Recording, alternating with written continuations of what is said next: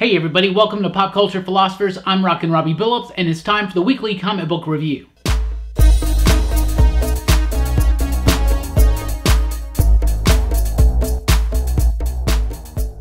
That's right everybody, welcome to the weekly comic book review. It's the show where I read a lot of comic books, and I let you know what I thought about them, and we always start with the pick of the week. This week's pick of the week, Action Comics 1004, with one of the most gnarly of these foil covers that DC has done this month. That's one of my favorites right there. I believe that's Steve Rude. I'm not sure. I gotta double check that. Yes, absolutely. That's Steve Rude on the cover. Really cool, glorious, right? But I'm loving this book. I'm loving what Brian Michael Bendis is doing to Superman right now. I'm loving what he's doing with these books, with Superman and Action Comics. Action Comics is the more street-level, grounded kind of Superman book that kind of focuses more on Metropolis and that kind of Superman in Metropolis, right?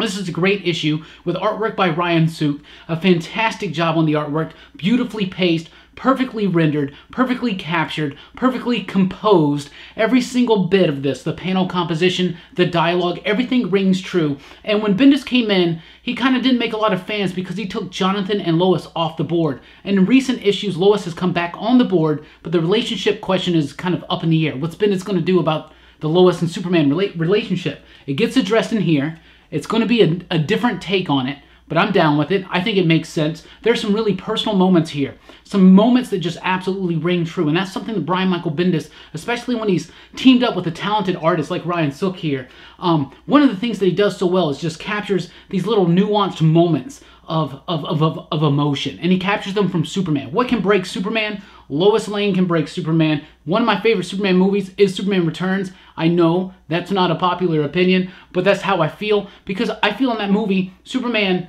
I relate to him because everybody has lost love and unrequited love, like memories and things like that, experiences to pull on. Superman is still a creature of Earth. He still has emotion. He still has a heart, and I'm not spoiling anything. This book is really good. I thought it was really good. A nice personal touch on Superman with a little bit of Superman flair thrown in as well, and a lot of references to past Bendis work and some references just to Superman and the DCU in general. Really like it. Action Comics, it's been soaring. No pun intended, but I'll take it. This is the pick of the week, Action Comics 1004. That cover right there, fantastic. It's a pretty good week, guys. It's a really good week.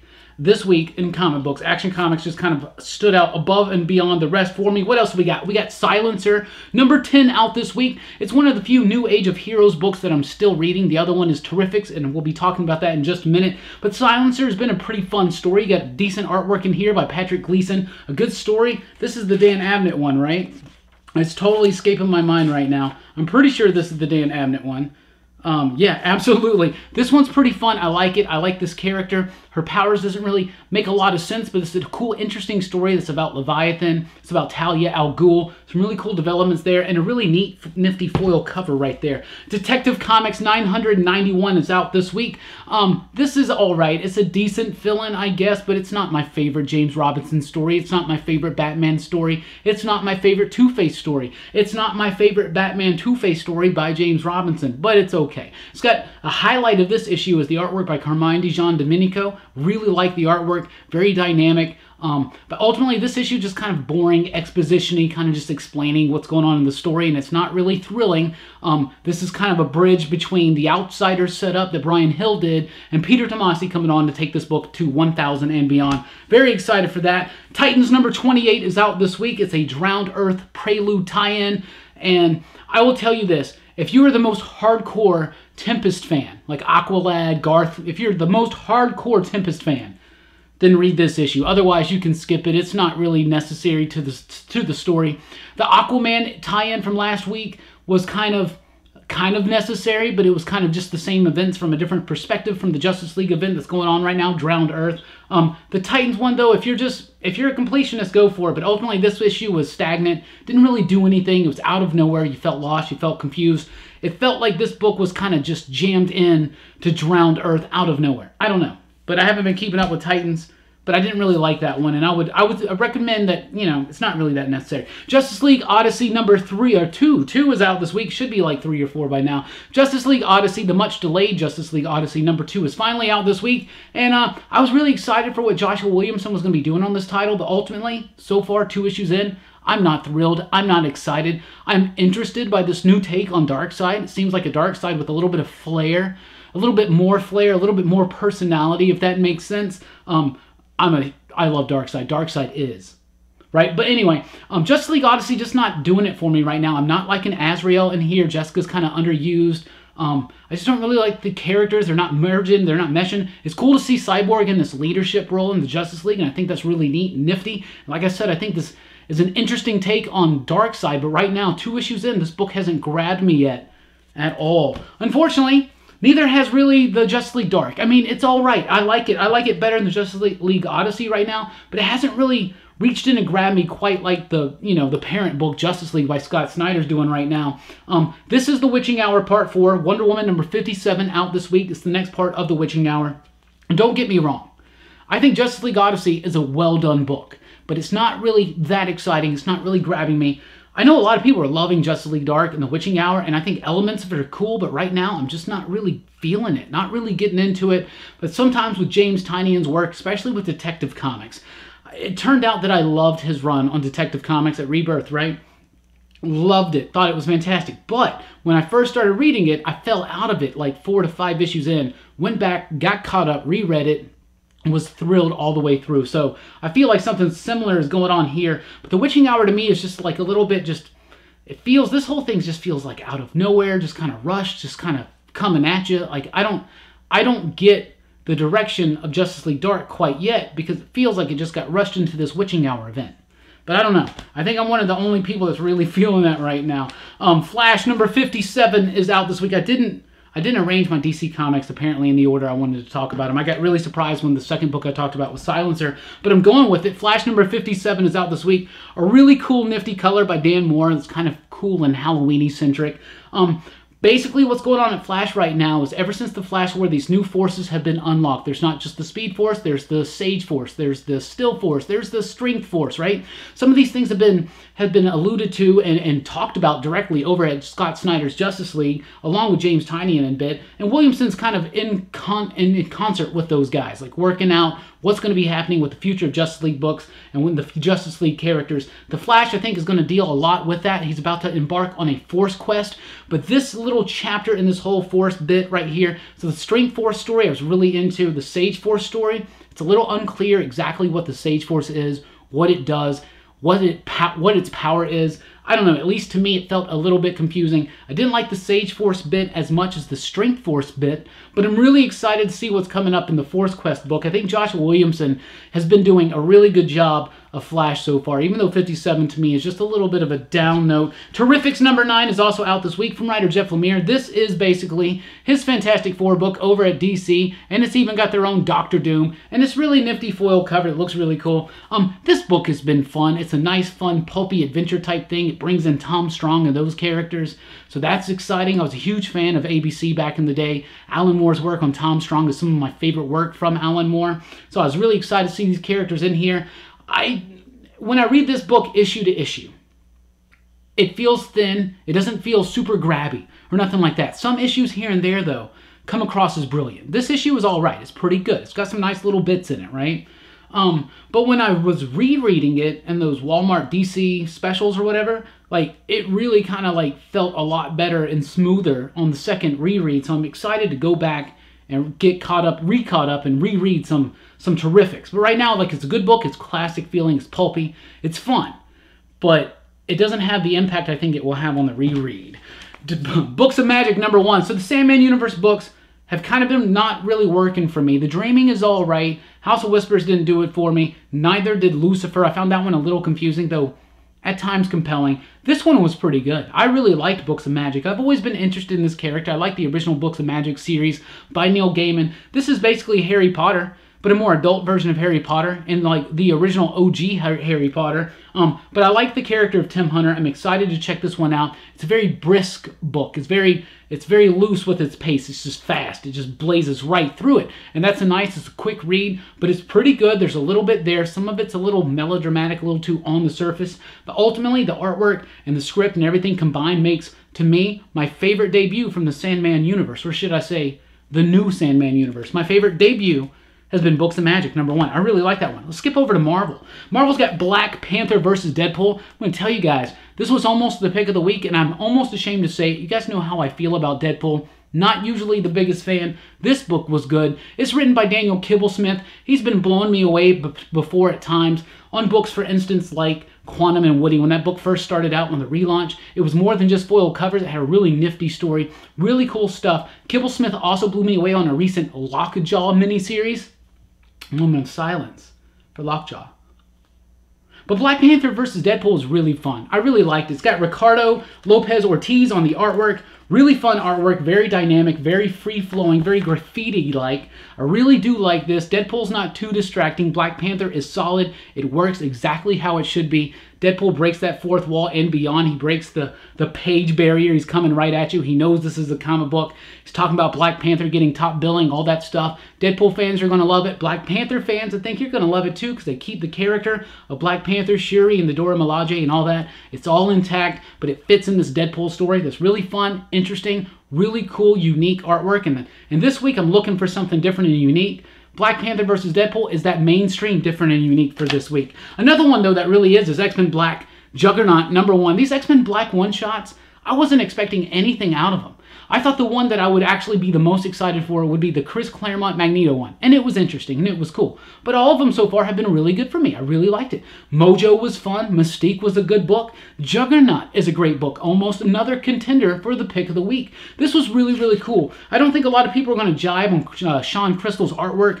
I really like it. It's got a nice, cool, unique, dynamic type style that's a little bit cartoony, but it's super stylized. Got some great storytelling techniques utilized throughout it. This book was really, really fun. It is written by Robbie Thompson, and this was a really cool exploration on Kane Marco, Satorek, and just the whole idea of who the Juggernaut is, who he's supposed to be, and it sets him forth. It seems like it could set forth a new path of awesome villainy for the Juggernaut.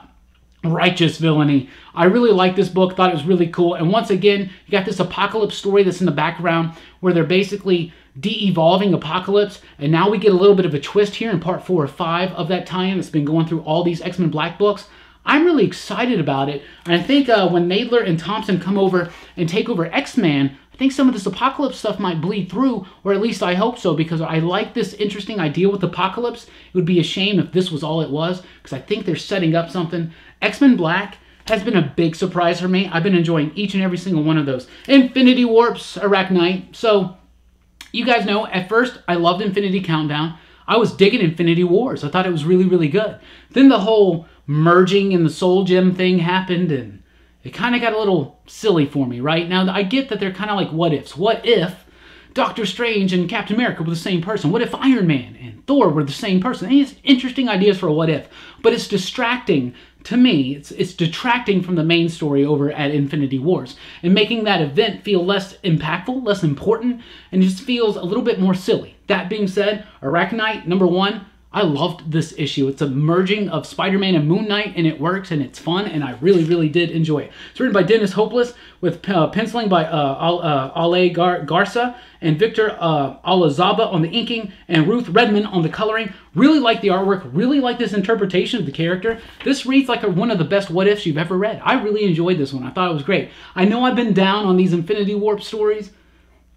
I really like that one. I thought that one was pretty good. Return of Wolverine returns with issue #2. Not been digging this story so much. This one, though, a nice little fun, breezy, brisk-paced action comic book. I really liked it. Some of the things about Logan, can't really remember everything right now. That's kind of interesting. Some things happen in this book that are actually kind of, wow.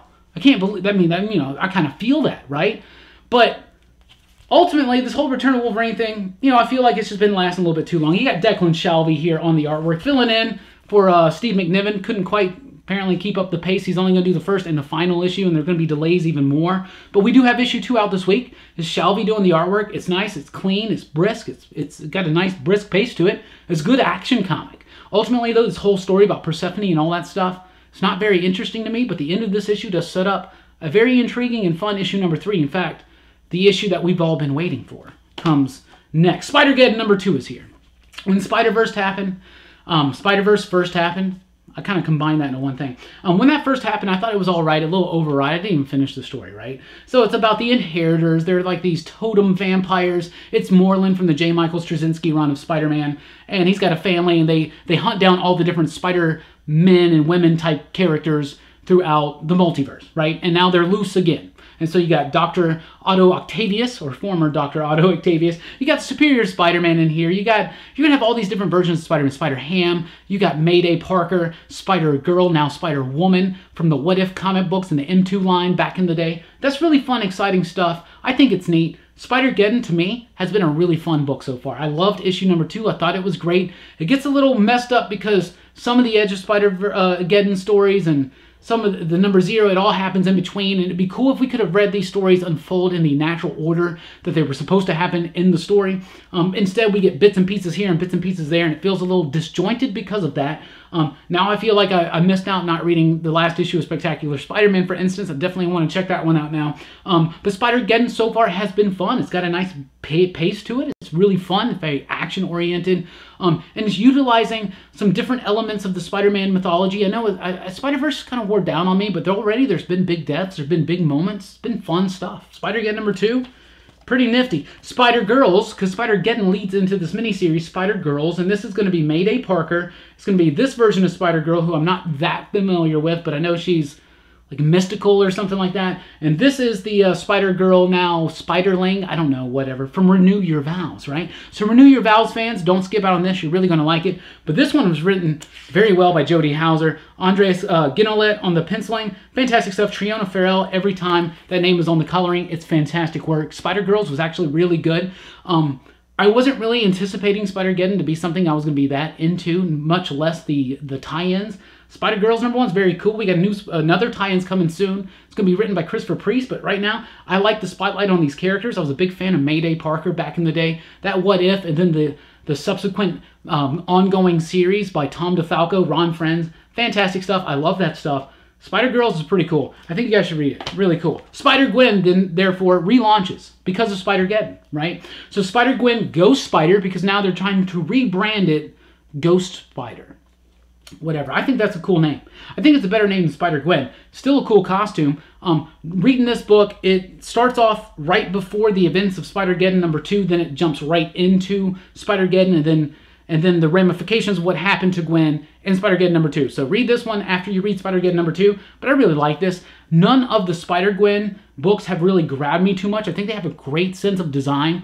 I love the way that they show her multiverse, like her universe. I think it looks great, all the colors, vibrancy. But this is basically now she's stranded in another universe. She's the Ghost Spider. Her suit is now the symbiote. I missed that. I guess that was in the Gwenom story probably. But it's really cool. This was a nice, fun comic book. Really well done. I thought it was great. Shannon McGuire, Rosie Campy, Ian Herring, Clayton Cowles doing a fantastic job. Really do dig this book. I thought it was really, really fun, and I'm probably going to continue to read it, at least through Spider-Geddon, because I'm hooked on Spider-Geddon this week. What if Thor was raised by the Frost Giants? It's kind of surprising they've never done this one, right? So a new What If, because they've been doing these What If one-shots throughout the month. What if Thor was raised by Frost Giants? This one's written by Ethan Sachs, who's doing a great job over at Old Man Hawkeye. This was decent. It was all right. It's not the best one that we've gotten so far. It seems like it should be one of the best ones. It's a nice concept, but it doesn't really have those super dark and twisty moments that most What Ifs have, or at least the What Ifs that I like, and the What Ifs I remember from when I was younger. So far, these What Ifs have been fun, and this is yet another fun one, but it's not going to really blow you away. Arach-Knight was way better as a What If for me this week. Speaking of Arach-Knight, it was part of Infinity Wars. Infinity Wars brings us Sleepwalker number 2. Infinity Countdown and Infinity War have at least done 2 things for us. That's brought back 2 crazy, awesome 90s properties that I adored when I was a teenager. A preteen especially, probably, what, 11, 12, 13, somewhere around there. I gotta do my math. Sleepwalker, Darkhawk came before. Sleepwalker number 2 is really fun. It keeps the 90s alive. It's got that vibe. It's got that flow of an early 90s Sleepwalker comic, and it's fun. It's not going to change your life. If you're not a Sleepwalker fan already, it's not going to do anything for you. But if you are a Sleepwalker fan like me and a few others, You're going to like it. It's pretty fun. And with Sleepwalker comes Amazing Spider-Man number 8 out this week. Nick Spencer's been doing a great job on Amazing Spider-Man. It starts a new story with Humberto Ramos on the artwork still. A new story called Heist, which is a very interesting story. The Thieves Guild decides that they've been taken not too seriously. The people have forgotten about them, and they make this big thing, and they pull off a big heist, and it's really cool, and I really like it, and I love the artwork, I love the story. Really good stuff. Nick Spencer's doing a great job on Amazing Spider-Man right now, and number 8 is no exception. Great jumping on point if you want to. You know, of course, you can go back and check out 1 through 7, but Nick Spencer and company have been doing a great job on that book. The Punisher number 3 is here. Matthew Rosenberg's been doing a really fun, brisk, highly dynamic Punisher book ever since he first took over the War Machine armor when Marvel Legacy first started. Punisher now continues on after the War Machine armor. Everybody's after him. Hydra's after him. Nick Fury's after him. The MCU, I mean not the MCU, the Marvel superheroes are after him. Punisher number 3 is super, super fun. This is basically Daredevil and Punisher in a subway train against a bunch of Hydra agents, and it's really fun. It's great. Lots of action, lots of Punisher killing. Great artwork by Simone Kudranski. Fantastic stuff. I really like it. Love the flow of this book. Love the energy. Love the coloring. Love the dynamic nature of this book. Matthew Rosenberg has been killing it on the Punisher.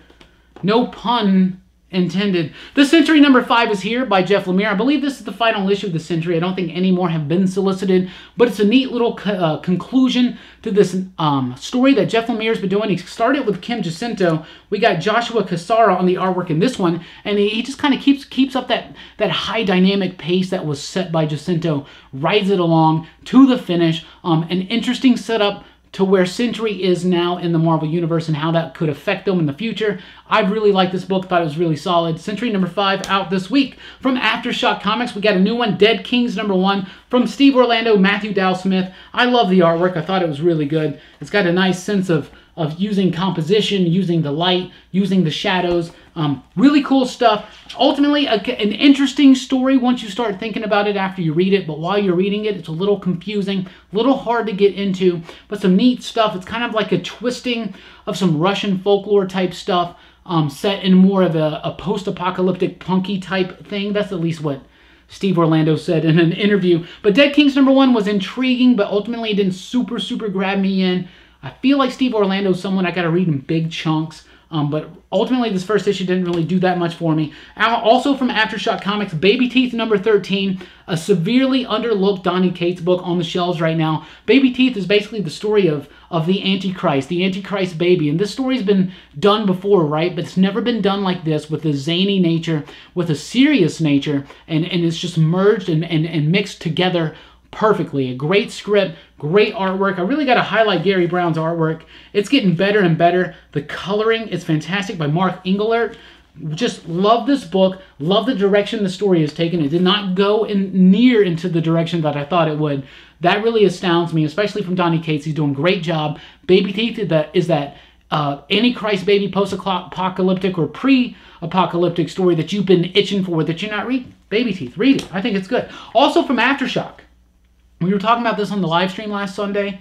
Aftershock is definitely coming up as a publisher right now. Beyonders number 3 from Paul Jenkins and Wesley St. Clair. I still love this. Great stuff. Tying all these conspiracy theories and mysteries involving crop circles and hidden maps and codes and things like that. And the book's got a code in the book itself, and it begs you to figure it out. I'm not one of those kind of people, but I definitely need to do some research online to see if anybody's worked out anything so far. Beyonders is a really fun book where every conspiracy theory is true, and they're trying to tie them all together. The theory of everything as far as conspiracy theories goes. Paul Jenkins is doing a great job in here. It's got a nice pace to it. It flows very well. I love the artwork. It's simple. It's kind of a little scratchy for some people. Maybe it's not going to be your thing, but I love this book. It's very intriguing. A very interesting story that keeps me guessing. From Dynamite Comics, we have Mars Attacks number 1, because Dynamite now has Mars Attacks. You know, when IDW had Mars Attacks, I thought they did some really good work. I really did. So Dynamite, a new company, what are they going to do? I'm not always the biggest fan of Dynamite licensed material, but I'm going to tell you guys, this was not what I was expecting. Written by Kyle Starks with artwork by Chris Schweizer. Fantastic stuff. I really did like it. It's not the Mars Attacks that you're thinking of, but it's really fun. It keeps the spirit and tone of Mars Attacks, which is just absolutely insane, silly, a little irreverent at times, just silly, fun, goofy type stuff. If you like Mars Attacks, you're going to like this book, and I recommend it. The Whispering Dark is a new one from Dark Horse Comics, and I want to recommend it, and I almost don't. I thought the story was really interesting. It's a war story, right? And it seems like there's this supernatural tinge that they haven't quite gotten to yet, and it's a little interesting. But at times, the narrative and the dialogue, they didn't work so well against one another. The story kind of clashed a little bit, kind of took me out of it, kind of confused me, kind of left me guessing at times, but ultimately it's an interesting idea that I just feel was a little poorly executed at times in the first issue. But The Whispering Dark is maybe worth a second look this week. Lodger #1 from IDW/Black Crown. It's by David Lapham and Maria Lapham, so by the Laphams. I really like the work over at Stray Bullets, stuff like that, Murder Me Dead. Those were great works. Lodger, confusing, didn't really get into it. The artwork was fine, not as crisp and defined as I'm used from David Lapham, but it just was very confusing, didn't really get into it, could almost barely finish it. Lodger was just not my jam this week, guys. Redneck #16 is here, talking about underappreciated Donny Cates book. This one is not as underappreciated as Baby Teeth, but Redneck is really becoming a must-read for me.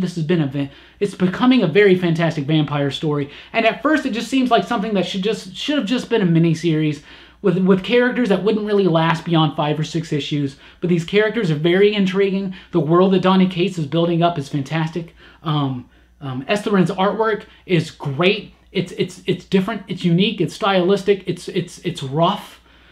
Much like the world that Redneck takes place in.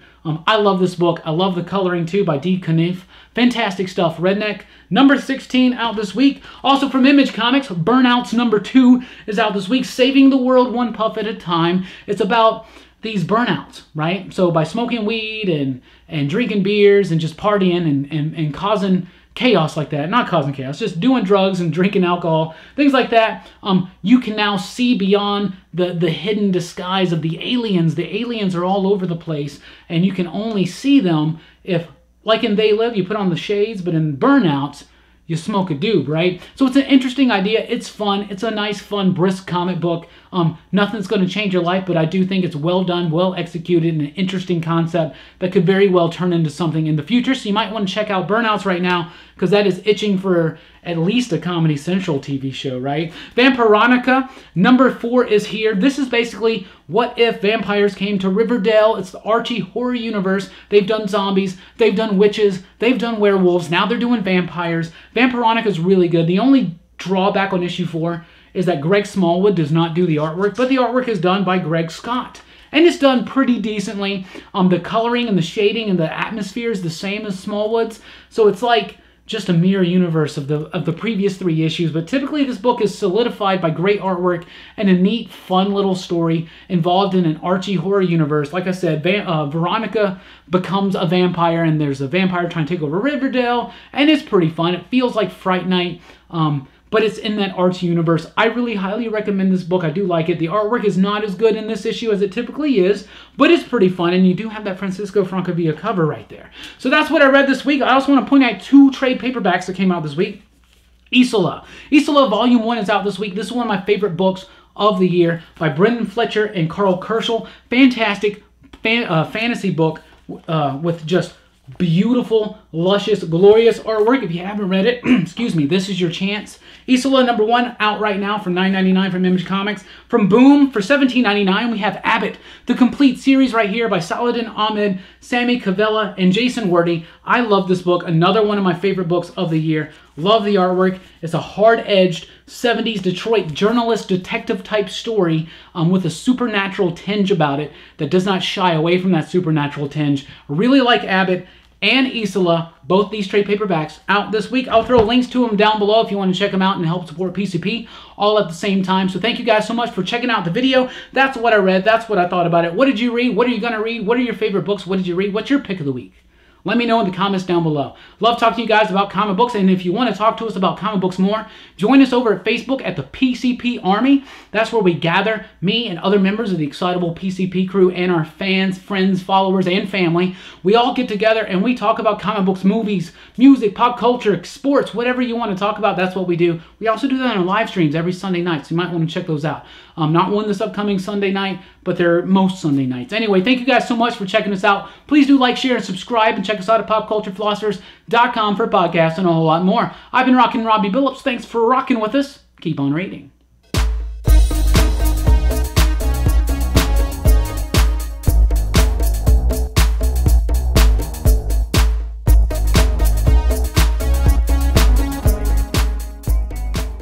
That's right, everybody. Welcome to the weekly comic book review. It's the show where I read a lot of blah, blah, blah.